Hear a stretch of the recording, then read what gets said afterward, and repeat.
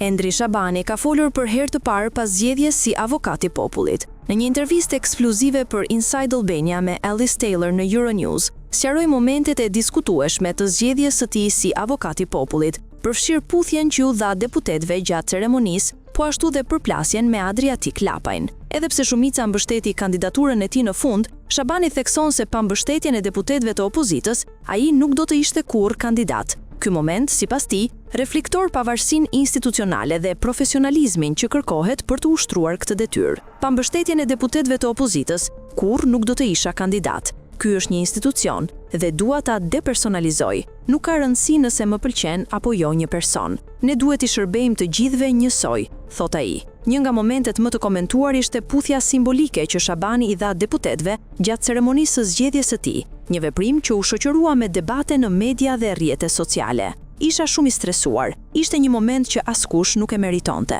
Duhet të ishte një ceremoni dhe unë isha përgatitur të mbaja një fjalim, por u zhvillua kaos. Kishte tym, ata godisnin me shishe dhe ujë dhe gjëra të tjera. Pra, unë po përpiqesha t'i qetësoja të gjithëve. Dhe puthja ishte një mënyrë instiktive për ta bërë këtë, shpjegoi Shabani, duke theksuar se veprimi ishte instiktiv dhe jo i planifikuar. Në lidhje me përplasjen e tij me Adriatik Lapajn, Shabani sqaroi se diferencat lindën nga vizione të ndryshme për angazhimin politik dhe rrugët personale të karrierës. Ne kishim bashkëpunuar si aktivist dhe kishim një histori të përbashkët, por pas disa dallimeve në vizion, u ndam. Unë zgjodha të largohem nga aktiviteti politik dhe të fokusohem në detyrën time si avokat i popullit, tha Shabani. Ai theksoi se pavarësia dhe profesionalizmi janë parimet kryesore të punës së tij, duke e parë institucionin si një mekanizëm për të shërbyer të gjithë qytetarët në mënyrë të barabartë, pa dallime politike.